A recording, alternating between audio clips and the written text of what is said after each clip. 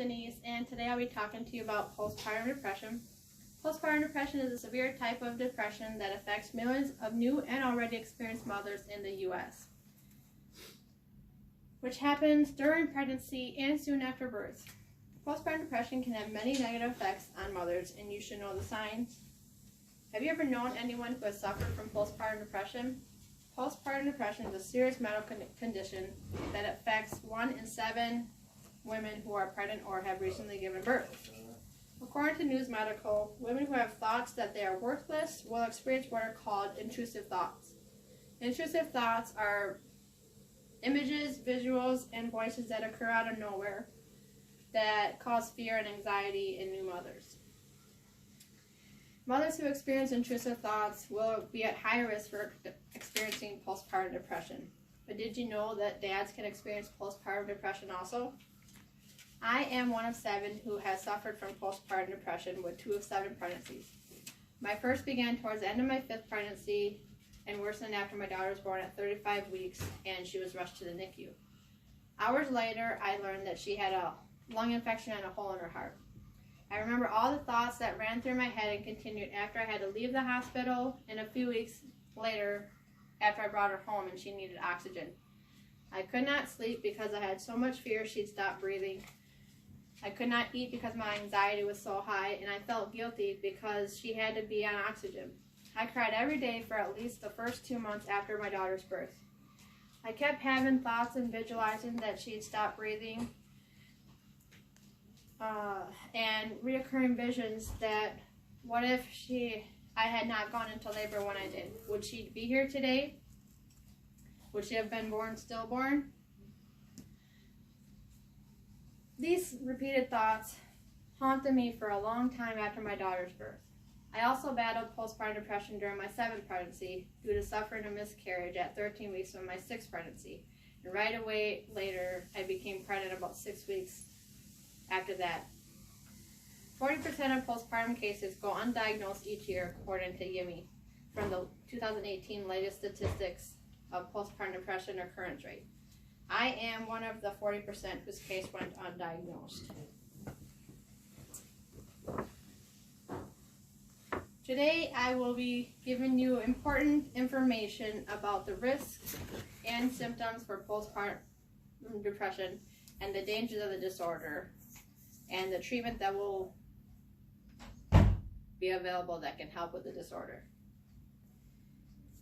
So starting out, what are the risks and symptoms of postpartum depression?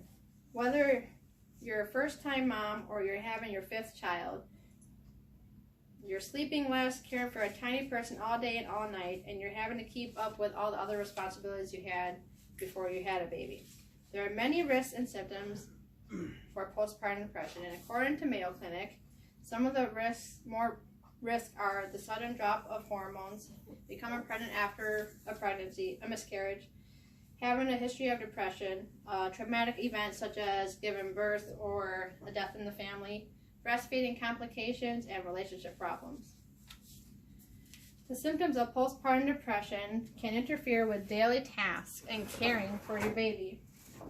And according to Mayo Clinic, some of the symptoms of postpartum depression are changes in mood, excessive crying, unable to bond with the baby, loss of appetite, intense irritability and anger, thoughts of harming the baby, not being able to think clearly, the inability to sleep or sleeping too much, recurring thoughts of death or suicide, and feeling guilty.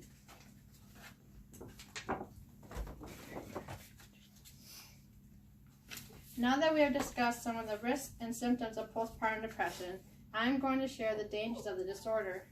Many times, postpartum depression is mild and not so severe, but at times it can lead to a more serious condition known as postpartum psychosis. This is where a mom loses touch with reality and the symptoms are severe, and that affects on average 1 to 2 mothers out of 1,000, according to Healthline. In a report from Crime Museum,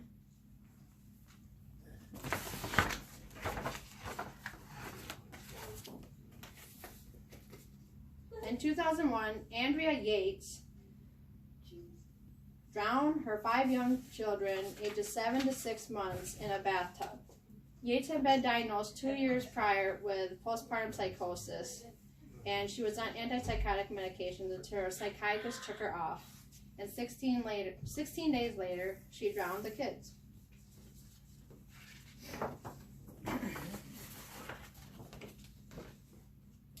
Patricia Barnes from Baby Gaga states that in 2015, a mother named Erin Sutherland smothered and killed her 10-month-old daughter after battling postpartum depression.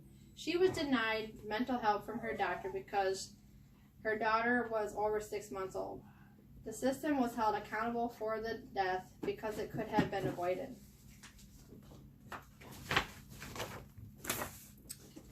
There are many signs and symptoms that point to a woman who may have experiencing postpartum psychosis, which according to Mayo Clinic include hallucinations, delusions, erratic and unusual behavior, disturbances and thoughts of harming your baby, sleep disturbances, paranoia and agitation, rapidly changing moods such as extreme sadness to very energetic,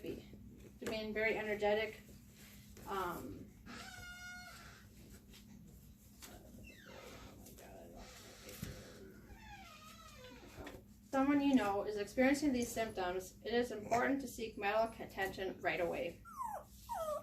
Finally, what are the treatments for postpartum depression? Treatments for postpartum depression varies depending on the severity of the disorder. In some cases, it will go away on its own within the first 3 months, and in others, it requires treatment. Treatment for postpartum depression include antidepressants, medications, and psychotherapy, stated from Mayo Clinic. Antidepressant medications are safe to pass through breast milk and have small risk of side effects for the baby. With psychotherapy, this helps cope with feelings, solve problems, set realistic goals, and respond to situations in a positive way. Treatment for postpartum psychosis usually will be taken care of in a hospital, and the treatment will include medications such as antipsychotics, mood stabilizers, or benzodiazepines, which help control the signs and symptoms. Sometimes more than one medication is needed. Some of these medications are not safe for mothers who are breastfeeding. Then there's electroconvulsive therapy. This is where small electrical currents are passed through the brain, causing short seizures to help reduce symptoms of psychosis and depression. This is only used when medications are not working. In conclusion, postpartum depression can have many negative side effects on a new and already experienced mom, which affects millions of moms each year. By having a clear understanding of what postpartum depression is, what the risks and symptoms are, how it can affect new mothers and experienced mothers, moderately to severely, we can be more aware of the disorder and know when you or someone you know should talk to a doctor.